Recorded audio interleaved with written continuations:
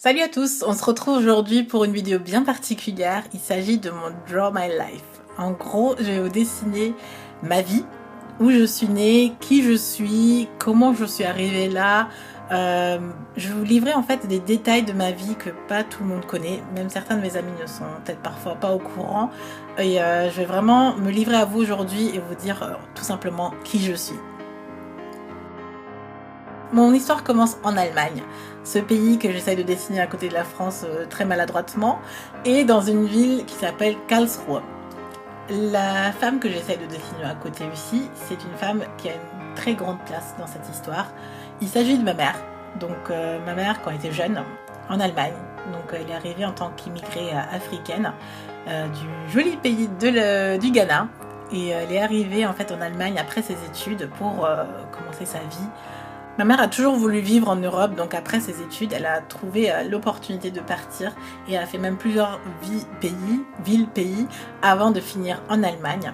Et en Allemagne, elle faisait sa vie tranquillement et elle tombe amoureuse. Donc elle rencontra un homme très charmant dont elle est tombée très amoureuse. Donc cet homme que j'essaie de dessiner est bien évidemment aussi mon père biologique.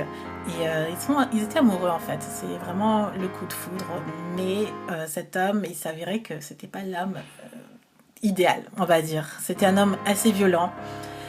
Et ça a détruit en fait l'amour que ma mère avait pour lui, mais elle restait quand même avec lui malgré la violence. Et c'était assez triste, même pour dessiner pour moi. Il était même violent en fait quand ma mère était enceinte de moi. Et c'était une période assez difficile de la vie de ma mère en gros, et de la mienne aussi. Mais je suis quand même venue dans ce monde le 20 septembre 1989, année qui m'a toujours servi en cours d'allemand pour la chute du mur de Berlin. Petit détail historique pour l'école. Ma mère était extrêmement heureuse lors de ma naissance en fait. Elle a toujours voulu une fille, elle me le répète même aujourd'hui encore qu'elle était très contente d'avoir une fille et qu'elle espère que j'aurai la même joie un jour. Sauf qu'il y avait toujours encore cet homme. Je le voyais de mes propres yeux quand j'étais petite. Et même aujourd'hui, quand je suis face à de la violence, c'est quelque chose que je ne supporte pas. J'ai un sentiment très étrange, très au fond de mon ventre. C'est quelque chose qui me rend très triste quand je vois de la violence. C'est tout simplement peut-être des séquelles que j'ai de cette époque de la vie de ma mère et de moi. Ma mère est une femme remarquable. Franchement, je ne connais personne d'aussi courageuse. Elle a géré son job, son argent, son frère et sa sœur, moi en tant que bébé. C'est vraiment mon super-héros. Mais il y avait toujours encore cet homme. Cet homme qui continuait à la maltraiter et elle a vraiment souffert. Et du coup, heureusement qu'il y a eu ce monsieur que j'essaie de dessiner, que je dessine en super-héros parce que c'est Papa Coco.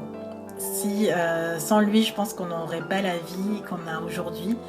Il a réussi à séduire ma mère parce que ça a été très difficile pour lui pour séduire ma mère.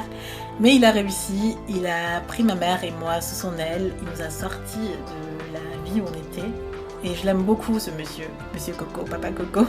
Et pas seulement parce qu'il m'a acheté des jouets, mais vraiment parce qu'il nous a rendus beaucoup plus heureux. Grâce à lui, on a en fait aujourd'hui la famille que vous connaissez, la Coco Family. Donc en gros, moi et mes frères. Il a vraiment pris tout le monde sous son aile. Et il faut savoir aussi que ma mère, quand elle avait ce gros ventre que j'essaie de dessiner tout à l'heure, c'était qu'elle était enceinte de mon frère Alain quand il l'a rencontré. Et aujourd'hui, on est la famille rêvée. Franchement, pour moi, il n'y a pas de meilleure famille pour moi. Bien sûr, c'est ma famille. Et je l'aime, ma famille, c'est tout pour moi. On a déménagé ensuite en Alsace parce que mon beau-père, Papa Coco, mon père, est alsacien. Et on a pris nos clics et nos claques. On a déménagé tous ensemble et on a eu notre maison. C'était le rêve de ma mère. On est tellement heureux d'avoir cette maison. C'est vraiment nous, notre chez nous. Je vais un peu parler de moi quand j'étais petite. Donc quand j'étais petite, j'étais un peu une garçon manqué mais chippie à la fois. J'adorais la mode. C'était vraiment ma passion. Écouter de la musique aussi, c'était génial, j'adorais ça. Les Destiny Child et les Spice Girls, j'en étais fan. Mais la mode et les dessins, la créativité, ça a toujours été mon truc en fait. Je passais des heures à dessiner et je voulais devenir styliste même. Je voulais devenir styliste ou mannequin. C'était ma passion. J'avais aussi une autre passion. une petite autre passion qui était de forcer mes frères à danser dans ma chambre pendant les heures, à les forcer à faire des chorégraphies. Je pense qu'ils détestaient ça, mais au final, quand on y repense aujourd'hui, on passait vraiment des excellents moments. On a vraiment encore des très bons souvenirs de cette époque. À l'école, par contre, j'étais beaucoup moins fofolle. J'étais très déterminée. Il faut savoir que je suis arrivée en France, j'avais 9 ans. C'est-à-dire que je ne savais pas parler un mot de français. Donc la priorité numéro 1 a été d'apprendre le français, d'avoir des bonnes notes pour pouvoir ensuite passer au collège et continuer à être un modèle pour mes frères parce que il fallait que moi je réussisse pour que eux réussissent. En gros, c'était la leçon que ma mère me donnait parce que en tant qu'aînée dans la famille, c'était la pression de l'aîné. Toutes les personnes qui sont aînées dans une famille savent quelle pression j'avais. Ma mère me disait qu'il fallait vraiment réussir pour que mes frères puissent avoir un très bon exemple pour qu'ils réussissent eux aussi. Donc j'avais pas le choix, il fallait être déterminée. J'avais pas beaucoup de mal à l'école, donc je réussissais. Mais là où j'avais beaucoup plus de mal, c'était au niveau de la puberté, en grandissant, en remarquant que j'avais pas de sœur, pas de modèle, d'être la seule noire dans mon entourage et d'avoir des cheveux où j'avais du mal en fait à les gérer. Je me trouvais bizarre en fait, ça me rendait triste d'être différente. De ne pas comprendre qui j'étais et de ne pas vraiment pouvoir m'identifier. Mais heureusement vraiment, je ne peux pas être plus reconnaissante. Ma mère était toujours là pour me rappeler à quel point elle me trouvait jolie et à quel point elle était fière de moi. Donc sans son soutien, je pense que j'aurais beaucoup plus de mal. Elle a réussi à effacer toutes ces mauvaises idées que j'avais en tête et à renforcer, elle est vraiment mon moteur, si je peux le dire comme ça. C'est grâce à elle que j'ai pu avancer, à surpasser cette période de la puberté assez difficile parfois. Et elle m'a donné aussi carte blanche pour expérimenter, à essayer d'être moi-même, à me trouver en gros. Donc j'avais le droit d'acheter tout mon maquillage, j'avais le droit de m'acheter des accessoires, des vêtements et d'expérimenter tout simplement, de faire des tests, de passer des heures à essayer d'être une femme et de faire tout ça toute seule aussi. Donc j'ai vraiment pu apprendre à me découvrir. Ma chambre était mon univers, mon atelier de créativité, là où je laissais libre cours à mon imagination, je dessinais, je faisais des collages, je faisais de la couture, je créais des choses en fait, tout simplement. Si déjà je devais être seule et vivre seule dans ma tête, autant créer mon petit monde à moi. Et c'était vraiment my world. C'était moi qui faisais ce que j'aimais toute seule, peu importe ce qu'il y avait autour, peu importe ce que les gens pensaient. Après mon bac général ES, il était temps de faire face à la vraie vie. J'ai pu aller en fac et pour moi c'était devenir une femme, devenir indépendante et déménager aussi. C'était la première fois où je vivais en dehors de chez mes parents et pour moi c'était un moment très excitant. J'ai pu déménager à Strasbourg. Je rêvais de vivre à Strasbourg depuis super longtemps. Enfin, Strasbourg était vraiment la ville où je voulais vivre quand j'étais au lycée et quand j'ai pu avoir l'opportunité de vivre là-bas, j'étais la plus heureuse au monde. Pour moi c'était Big City alors qu'aujourd'hui bon, c'est peut-être pas la Big City que j'imaginais à l'époque, mais c'est une ville que je porte, qui a une très grande place en fait dans mon cœur. J'avais mon permis, je pouvais aller à l'université, découvrir aussi d'ailleurs mon premier amour et aussi l'indépendance. La première chose que j'ai faite, c'est de m'acheter un téléphone et enfin utiliser l'argent que j'avais durement gagné durant mes jobs d'été. J'avais même pris ensuite un job étudiant au Ikea où je me retrouvais avec d'autres étudiants tous les samedis. Mais mon désir de la liberté m'a emporté encore plus loin aux États-Unis, à LA, où j'ai eu mon premier voyage toute seule, entre amis. Et c'était mon premier voyage sans mes parents, donc c'était aussi très gros pour moi, mais c'est aussi là où j'ai découvert YouTube. C'était la révélation pour moi. J'ai découvert ça, j'ai pu arrêter en fait depuis. Et ça, c'était en 2010 ou en 2011. En rentrant en France, j'ai continué à regarder des vidéos. Je passais mon temps à faire cela parce que j'avais passé aussi une année sabbatique et tout ce que j'avais à faire, c'était de regarder des vidéos encore et encore. J'étais scotchée, accro, j'en pouvais plus. Mais il me manquait quand même quelque chose.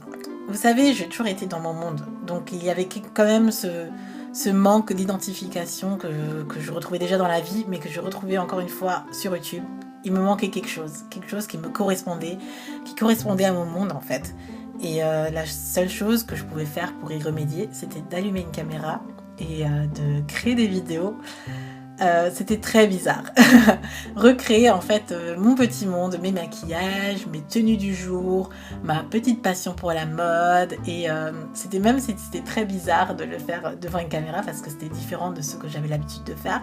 Mais j'ai pris énormément plaisir à transmettre en fait ce que j'aimais faire en caméra, de faire du montage et de le publier tout simplement. Je pensais pas vraiment que les gens allaient apprécier ce que je faisais, mais c'était pas mon premier objectif. Mon objectif c'était de vraiment montrer mon monde de mode, d'astuces, de maquillage, comment j'ai réussi à me maquiller moi-même et partager mes idées et mes astuces en fait, tout simplement. My world.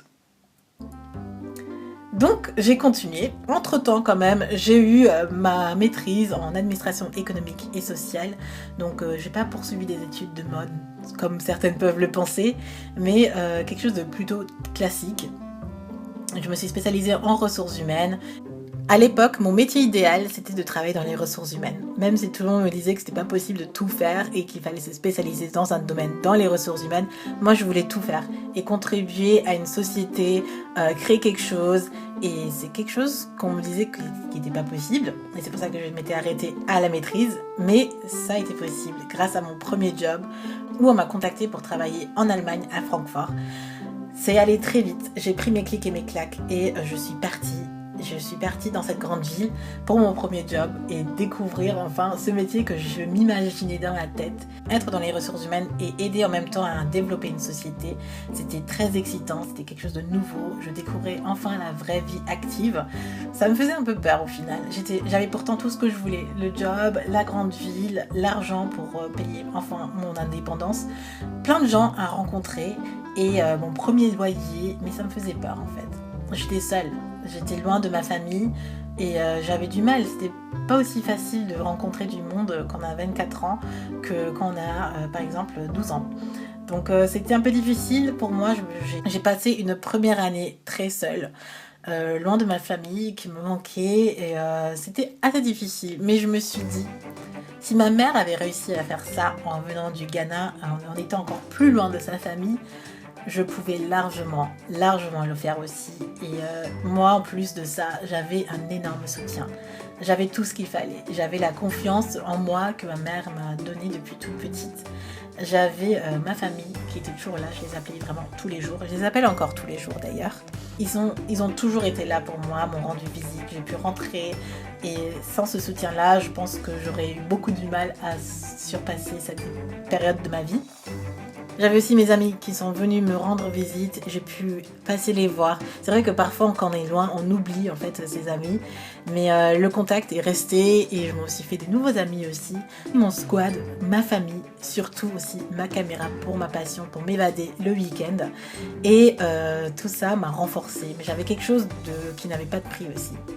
J'avais quelque chose, un noyau très dur. Très dur. J'espère que vous allez deviner ce que je suis en train de dessiner.